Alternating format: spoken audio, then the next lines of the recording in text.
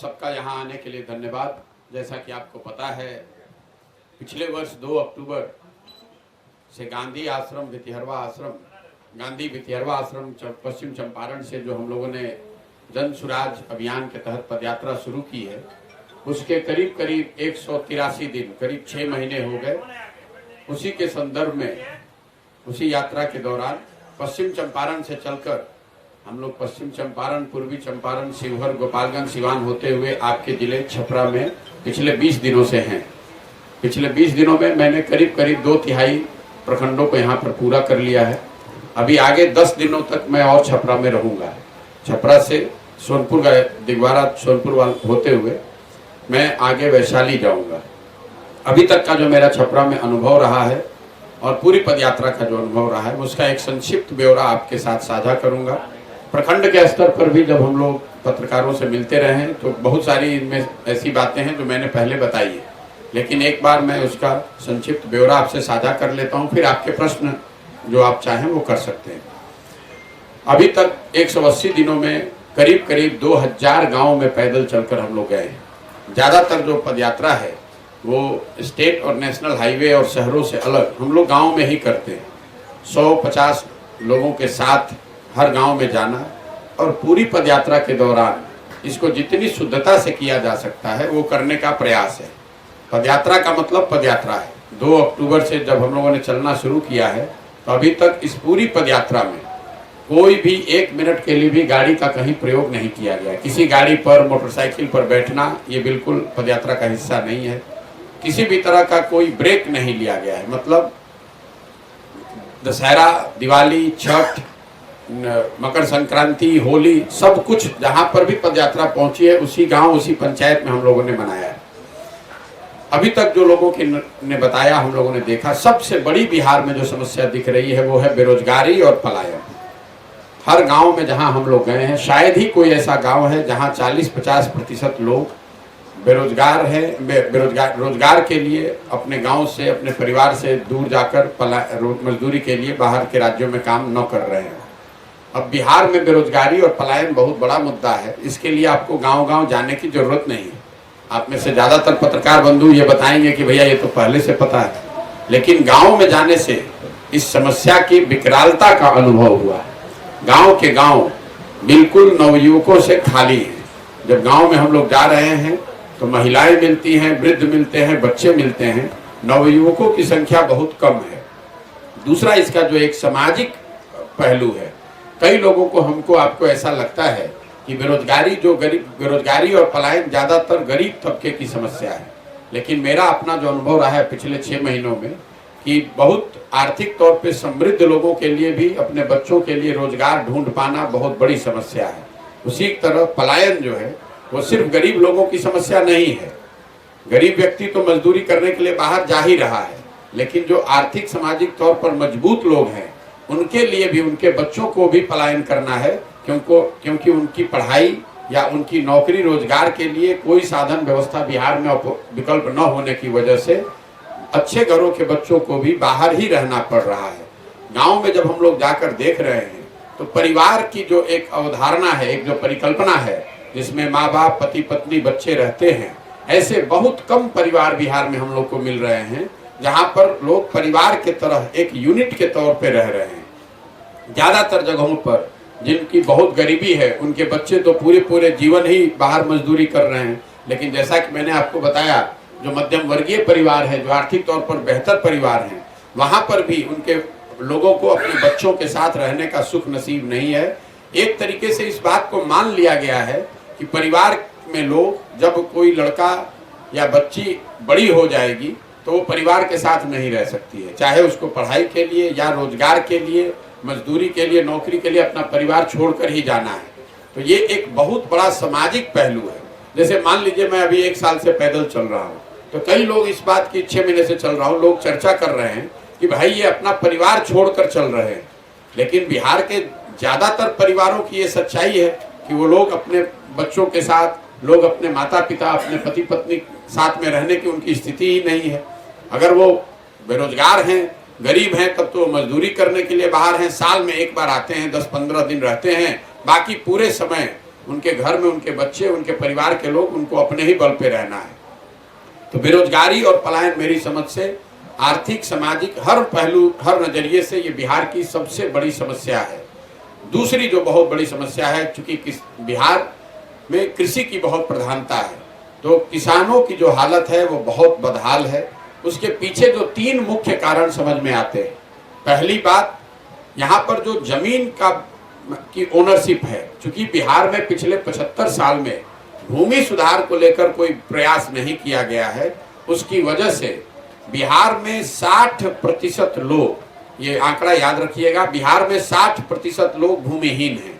देश के स्तर पर 38% लोग भूमिहीन हैं।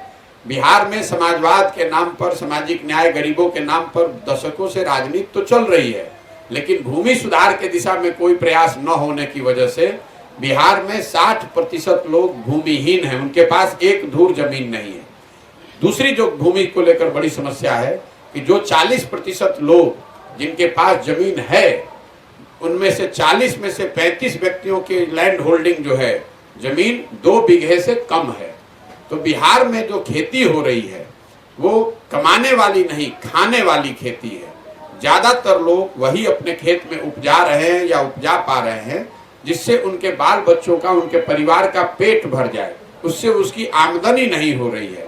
आंकड़े ये बता रहे हैं कि बिहार में 100 में 5 से 6 किसान ही ऐसे हैं जिनके लिए खेती आमदनी का जरिया है। ज्यादातर लोगों के लिए खेती अपने पेट भरने का उपाय है, या फिर उस खेत में मजदूरी वो लोग कर रहे हैं।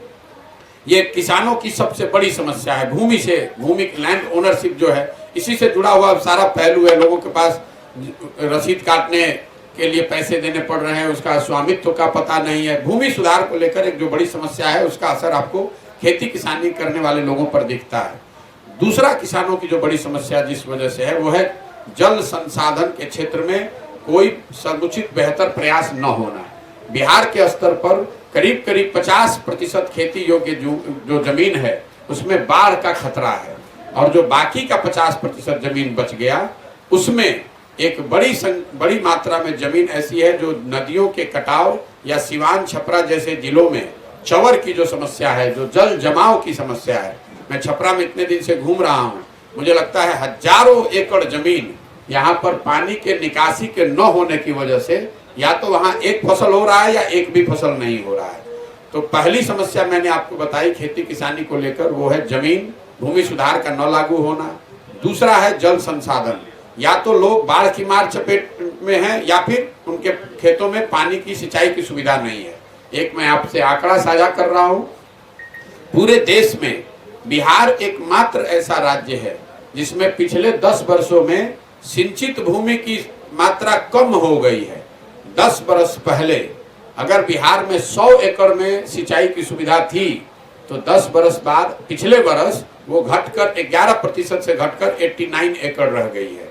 ऐसा इसलिए हुआ है कि पहले जो नहर बनाए गए या नलकूप की व्यवस्था की गई, वो रख रखाव के अभाव में अब उसमें पानी आना या उससे सिंचाई की सुविधा बंद हो गई है।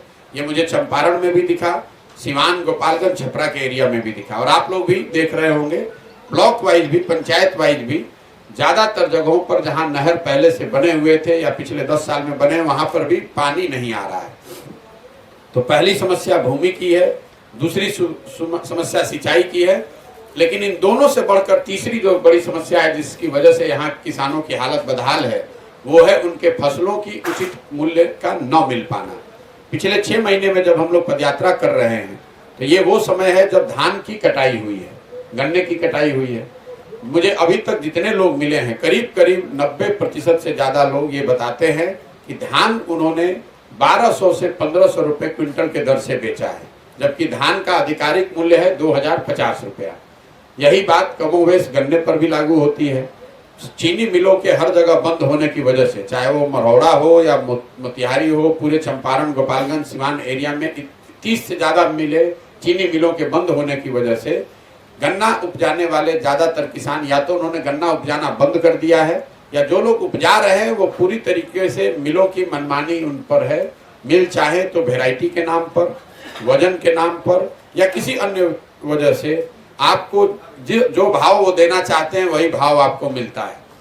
एक अनुमान के मुताबिक बिहार में किसानों को उनके फसल के दाम उचित मूल्य न मिलने की वजह से हर साल करीब करीब 20 से 25 हजार करोड़ रुपए का नुकसान हो रहा है। मैं आपको रिपीट कर दे रहा हूं, किसानों को समर्थन मूल्य, सही मूल्य न मिलने की वजह से हर साल 20 से 25 हजार करोड़ रुपए का नुकसान हो रहा है। मैं एक आंकड़ा आपको दे देता हूं। हम लोग को ऐसा लगता है कि पंजाब में जो किसान है वो बहुत समृद्ध है, बेहतर स्थिति में है बिहार के किसान के मुकाबले। तो बिहार में पिछले 10 साल में सिर्फ 13% धान ही समर्थन मूल्य पर खरीदा गया है और 1% गेहूं समर्थन मूल्य पर खरीदा गया है।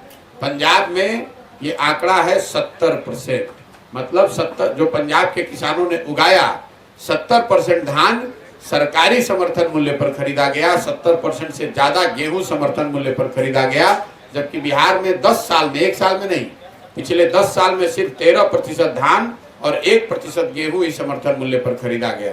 तो जो सरकारी समर्थन मूल्य है और जिस भाव पर किसान अपनी जमीन, अपना फसल बेच रहे हैं, ये अंतर का जब आर्थिक आकलन कीजिएगा तो वो निकल कर आता है करीब करीब 20 से 25 हजार करोड़। मतलब अगर फसल के दाम सही मिले होते तो बिहार के किसानों को सारी परेशानी के बावजूद 20 से 25 हजार करोड़ रुपया हर साल का अलग से मिलना चाहिए था। इन 3 बड़ी समस्याओं की वजह से खेती किसानी करने वाले लोगों की हालत ये है कि रास्ते चलते लोग बताते हैं कि पहले 4-5 बरस कोई किसान मेहनत करता था, खेती करता था तो 1 कट्ठा 5 कट्ठा जमीन खरीदता था। आज किसानों की हालत ये है कि अगर आप 5 बरस खेती कर रहे हैं और आपके घर में कोई दूसरा रोजी रोजगार नौकरी करने वाला नहीं है, अगर आपके घर में बेटी की शादी हो गई, कोई बीमार पड़ गया, तो आपको 1-2 कट्ठा जमीन बेचना है। इसके अलावा स्वाभाविक तौर पर रास्ते में जब हम लोग चल रहे हैं तो किसान अपनी तात्कालिक समस्याओं की भी बात करते हैं, जिसमें यूरिया की काला बाजारी सबसे बड़ा मुद्दा है। ये यूरिया जो 277 का है वो लोग 500 से 1200 रुपए तक लोगों ने उसका मूल्य चुकाया है और उस मूल्य पर भी यूरिया जब और जितनी मात्रा में उनको मिलना चाहिए वो मिल नहीं पा रहा है। इसके साथ लोग डीजल की बढ़ी हुई कीमतों की भी बात करते हैं, क्योंकि यूपी के मुकाबले बिहार में करीब 8 रुपए प्रति लीटर के हिसाब से आपको हमको ज्यादा देना पड़ता है डीजल पे। पेट्रोल पर 10 से 12 रुपए और डीजल पर 8 से 9 रुपए एक्स्ट्रा प्रति लीटर बिहार में लग रहा है। तीसरी जो बड़ी समस्या जो देखने को मिली वो है शिक्षा व्यवस्था का पूरी तरीके से ध्वस्त हो जाना। बिहार में शिक्षा व्यवस्था बहुत मजबूत कभी नहीं रही है। हम लोग भी यहीं सरकारी स्कूल से पढ़े हैं, लेकिन आज से 10 साल पहले कम से कम प्रखंड या जिले के स्तर पर कुछ सरकारी विद्यालय ऐसे जरूर होते थे जहां पर अच्छी पढ़ाई होती थी। लेकिन मुझे ऐसा लगता है कि पिछले 5-7 सालों में शिक्षा व्यवस्था पूरी तरीके से ध्वस्त हो गई है और उसका मूल कारण कई लोग ऐसा बताते हैं कि शिक्षकों की गुणवत्ता खराब हो गई है। मुझे लगता है कि वो सिर्फ एक पहलू है, क्योंकि जो नियमित शिक्षक थे पहले वो धीरे धीरे रिटायर हो गए और अभी सारी जो शिक्षा व्यवस्था है वो नियोजित शिक्षकों के कंधों पर है, तो वो एक पहलू है। लेकिन शिक्षा व्यवस्था के ध्वस्त हो जाने के पीछे जो मुख्य कारण है वो है समता मूलक शिक्षा व्यवस्था बनाने के नाम पर, सबको समान शिक्षा देने के नाम पर जो व्यवस्था बनाई गई है। गांव-गांव हर पंचायत में स्कूल खोल दिए गए। इसकी वजह से विद्यालयों का जो फिजिकल इंफ्रास्ट्रक्चर है, शिक्षकों की संख्या, गुणवत्ता और पढ़ने वालों की संख्या, इन तीनों का समायोजन टूट गया है। इसका मतलब यह है कि जहां पर बिल्डिंग है, विद्यालय के अच्छे भवन बने हुए हैं, वहां पर शिक्षक नहीं है। जहां पर शिक्षक हैं वहां पर बिल्डिंग नहीं है। जहां दोनों है वहां बच्चे ही नहीं।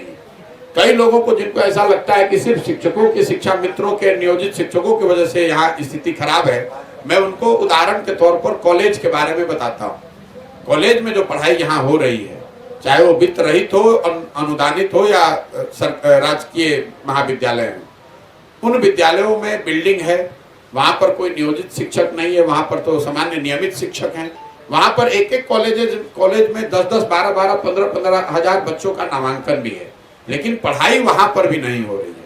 बच्चे एक बार नामांकन के लिए जाते हैं, एक बार एडमिट कार्ड लेकर परीक्षा देने जाते हैं और तीसरी बार डिग्री लेने जाते हैं।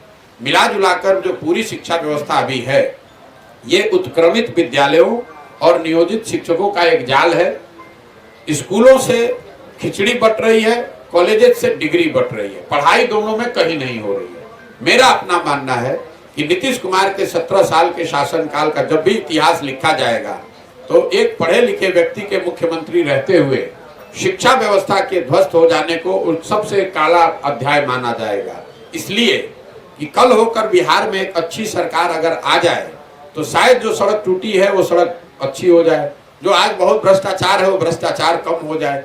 लेकिन जो 2 पीढ़ियां इस शिक्षा व्यवस्था से पढ़कर निकल गई, अगर कल होकर एक अच्छी सरकार आ भी जाए तो भी अब उनको पूरे जीवन अपने शिक्षित समाज के पीछे ही चलना है, अब उनको सुधारा नहीं जा सकता है। रोजगार पलायन, कृषि और शिक्षा के बाद मैं 4 जो केंद्र सरकार की बड़ी योजनाएं बिहार में चल रही हैं उस पर टिप्पणी करना चाहता हूं। जो सबसे बड़ी केंद्र सरकार की योजना है वो है प्रधानमंत्री गरीब कल्याण योजना, जिसमें लाभार्थियों को 5 किलो अनाज देने की बात कही गई है। पूरे बिहार में अभी तक मैं 6 महीने चलने के बाद विश्वास से आपको कैमरे पर कह रहा हूं कि लाभार्थियों को यहाँ 5 किलो नहीं 4 किलो अनाज ही मिल रहा है। और ये हर जिलों में इसकी एकदम व्यवस्थित प्रक्रिया बनी हुई है। प्रखंड के स्तर पर जो अनाज आ रहा है उसमें 40 रुपए प्रति क्विंटल की दर से कमीशन काटा जा रहा है। और ये जो कमीशन काटा जा रहा है इसमें जनप्रतिनिधि और अफसर दोनों मिलकर ये पैसा ले रहे हैं। ज्यादातर जगह पर लोग बता रहे हैं कि जनप्रतिनिधियों में वहां के विधायक भी शामिल हैं। जो हर महीने कमीशन काटा जा रहा है उसमें विधायक भी पैसा ले रहे हैं। आपकी जानकारी के लिए बता दूं कि प्रखंड के स्तर पर बिहार जैसे राज्य में 15,000 से 25,000 क्विंटल अनाज हर महीने आता है और हर क्विंटल से 40 रुपए प्रति क्विंटल के दर से पैसा काटा जा रहा है। और अनाज को पैसे में कन्वर्ट करने के लिए हर जिले में 1-2 बड़े अनाज माफिया भी पैदा हो गए हैं, जिनका काम ही यही है कि अनाज को निकालो, इसको पैसे में कन्वर्ट करो, अफसरों और जनप्रतिनिधियों में पैसा बांटो या फिर उसी अनाज को रिसाइकल करके जन वितरण प्रणाली में डालो। दूसरी जो बड़ी केंद्र सरकार की योजना है वो है स्वच्छ भारत अभियान, जिसकी चर्चा पूरे देश में है। तो बिहार में 2000 से ज्यादा गांव में पैदल चलने के बाद मैं बिल्कुल विश्वास से आपको कह रहा हूं कि खुले में शौच आज भी ज्यादातर गांव में बिहार में सच्चाई है। कोई ऐसा गांव नहीं है जहां पर आप बिना नाक पर गमछा बांधे हुए निकल सकते हैं। दोनों ओर खुले में शौच लोग कर रहे हैं।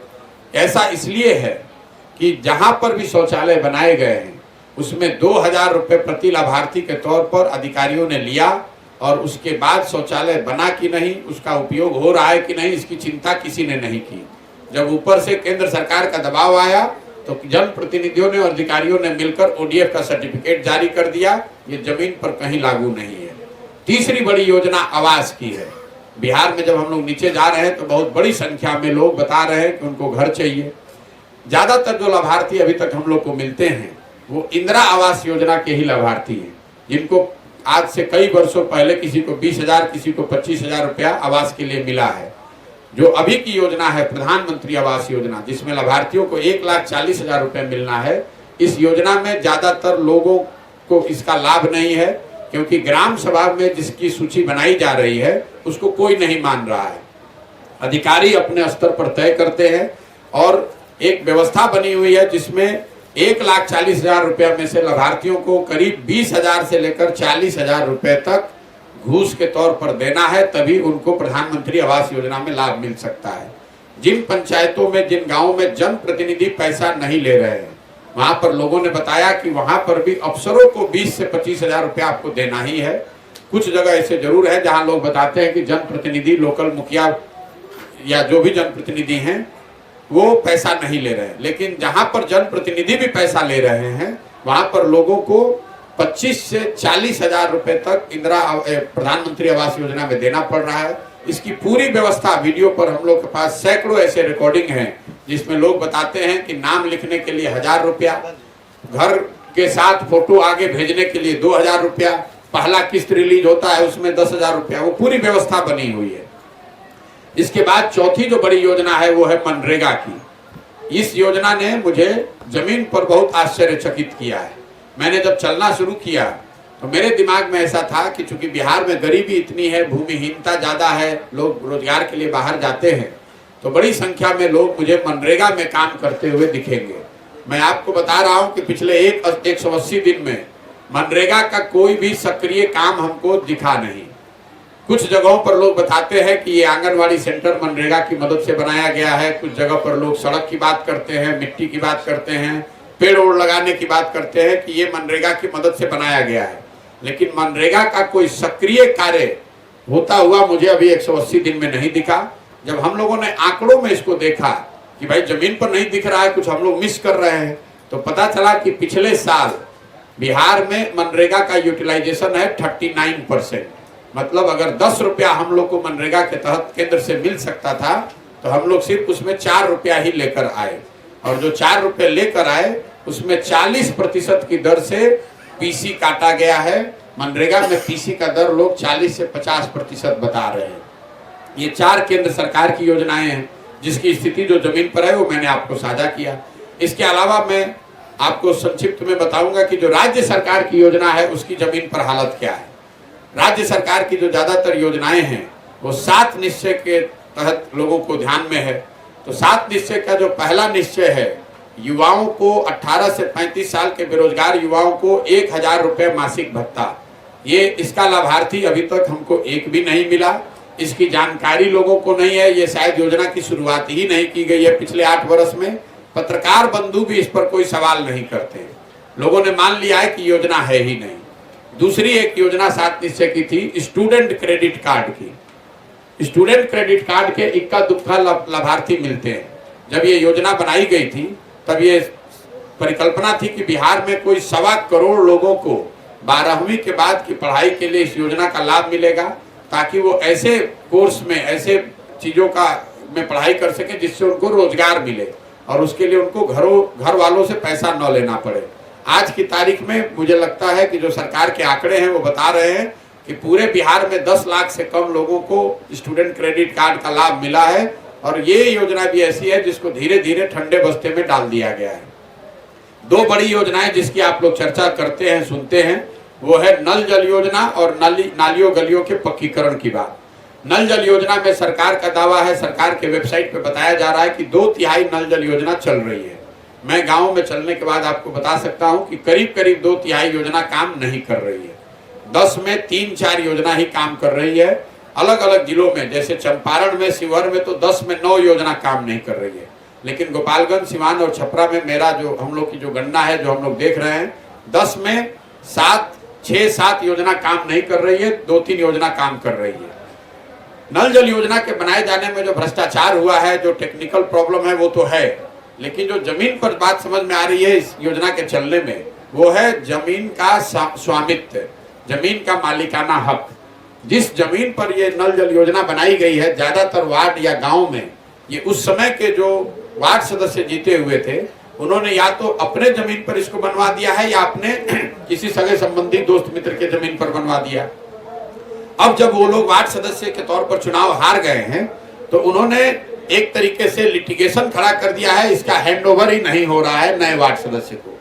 दूसरा, ऐसे लोग जिनके जमीन पर ये लगा हुआ है, जिनके मन में ये धारणा थी कि हमारे जमीन पर ये योजना चलेगी तो हमारे घर से किसी को सरकारी नौकरी मिल जाएगी, जब उनको सरकारी नौकरी मिली नहीं या कोई सरकार की ओर से सुविधा मिली नहीं, तो उन्होंने नल जल योजना को एक तरीके से अपने कब्जे में ले लिया है। कई जगह तो हम लोगों ने ये देखा कि विवाह शादी में लोग पंप चलाकर बजाता पानी बेच रहे हैं।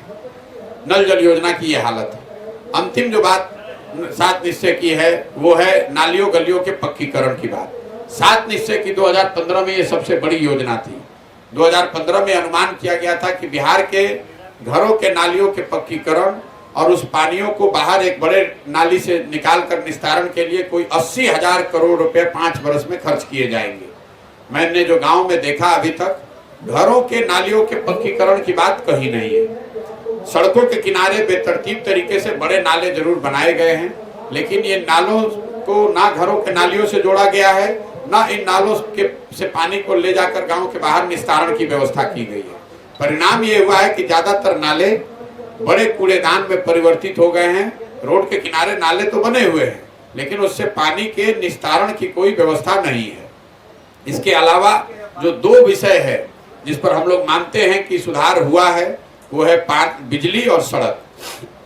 हर आदमी समझता है कि पिछले 10-15 साल में इन 2 क्षेत्रों में काम हुआ है। तो मैं आपको पदयात्रा के अपने अनुभव के बाद ये बता सकता हूँ कि निश्चित तौर पर बिजली के क्षेत्र में सुधार है। हर जगह बिजली आई है, जहां पर भी हम लोग गए हैं वहां बिजली दिखी है। लेकिन बिजली के साथ साथ लोगों की एक बड़ी शिकायत बढ़े और गलत बिलों की है। हम लोग जितने गांव में गए हैं, करीब करीब हर गांव में लोग बता रहे हैं कि उनकी नज़र में 2000 से 5000, 6000, 10,000, 1 लाख, 1.25 लाख तक भी लोग लाकर बिल दिखा रहे हैं। उनकी नज़र में बिल गलत आ रहा है और बहुत बड़ी संख्या में लोग बिल न दे पाने की वजह से या तो लोक अदालतों का चक्कर लगा रहे हैं या फिर उनके घरों का कनेक्शन काट दिया गया है और वापस वो कटिया फंसाकर ही, तार फंसाकर ही अपना बिजली का काम कर रहे हैं। सड़कों की जहां तक बात है, मैं निश्चित तौर पे ये कह सकता हूं कि नेशनल हाईवे और स्टेट हाईवे, जिस पर हम लोग कम चलते हैं लेकिन जहां भी चले हैं उसमें सुधार है, इसमें कहीं कोई दो मत नहीं है। लेकिन ग्रामीण सड़कों की स्थिति कमोवेश वही है जो लालू जी के जमाने में लोग बताते हैं होती थी। ग्रामीण सड़कों की हालत, जो ग्रामीण कार्य विभाग के अंतर्गत की सड़कें हैं या जो पंचायतों की सड़कें हैं, उसकी हालत आज भी उतनी ही खराब है जितनी पहले थी। दो बातें जो पिछले 2 महीने से मैं सुन रहा हूं सिवान और छपरा स्पेसिफिक, वो है कानून व्यवस्था की बात। जब मैंने चंपारण से चलना शुरू किया था तो महागठबंधन की सरकार अभी अगस्त में बनी थी। ज्यादातर लोग ये बताते थे कि देखिए महागठबंधन की सरकार बनी है, कानून व्यवस्था कहीं बिगड़ सकती है। लेकिन पिछले 2 महीनों से मैं लोगों से रोज सुन रहा हूं कि कानून व्यवस्था बड़े तेजी से बिगड़ी है। कम से कम सिवान में और छपरा में हर दिन लोग अपराध की घटनाओं का जिक्र करते हैं, बताते हैं, चाहे वो मर्डर है, अपहरण है, डकैती है। लोग बता रहे हैं कि इस साल अकेले में बिहार में 15 से ज्यादा मुखिया जिलों को गोली मार दिया गया और करीब 6 से ज्यादा सरपंचों को मारा गया है।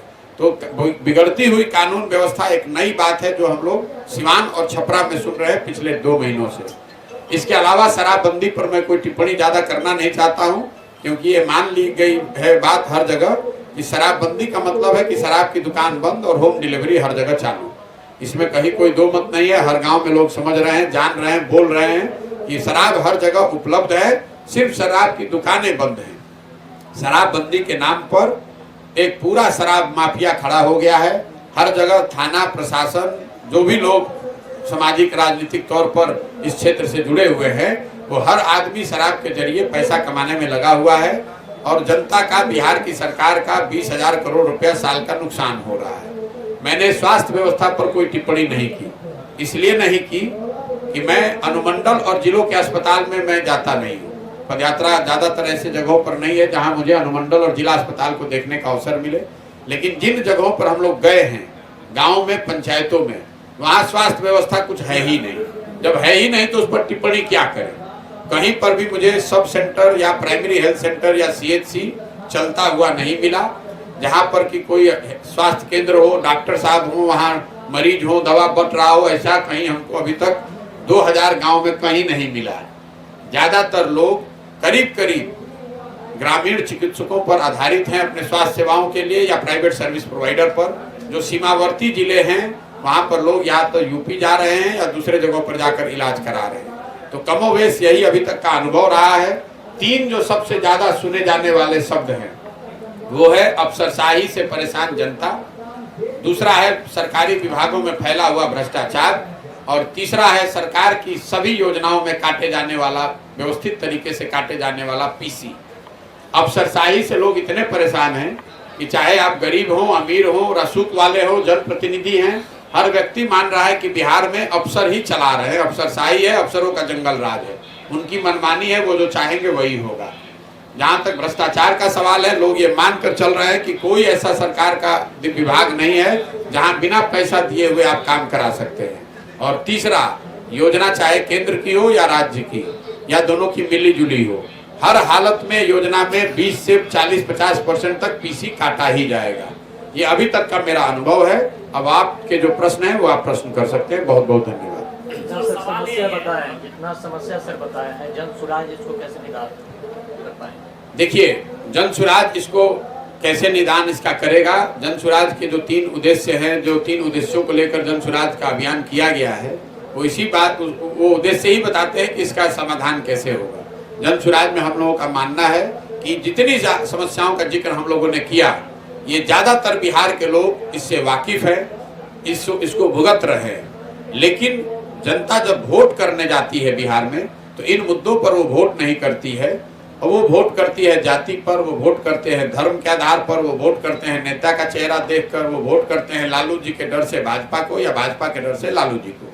तो जन स्वराज का पहला उद्देश्य ये है कि गांव-गांव जाएं, लोगों को ये समझाएं कि आप अपने बच्चों के लिए वोट दीजिए, अपने बच्चों की शिक्षा और रोजगार के लिए वोट दीजिए, किसी अन्य विषय पर वोट न दें।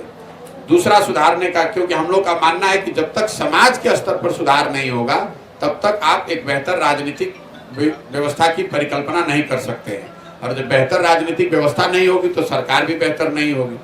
अगर लोग, मैं रोज गांव में जाकर बता रहा हूं कि अगर लोग 500 रुपया लेकर मुखिया के चुनाव में वोट करेंगे तो स्वाभाविक तौर पर जो मुखिया चुनकर आएगा वो चोरी ही करेगा, गलती ही करेगा। तो जो पहला उद्देश्य है कि पहले लोगों को समझाया जाए, जागृत किया जाए कि आप अपने और अपने बच्चों के भविष्य के लिए, शिक्षा और रोजगार के लिए वोट कीजिए। दूसरी बात कि अगर लोग तैयार हो भी जाएं तो उनके पास विकल्प होना चाहिए, एक बेहतर विकल्प होना चाहिए। तो वो विकल्प कोई व्यक्ति या कोई परिवार, कोई जाति विशेष न बनाए, उस विकल्प को बनाने के लिए जनता साथ में आकर बनाए, ये पदयात्रा का दूसरा उद्देश्य है।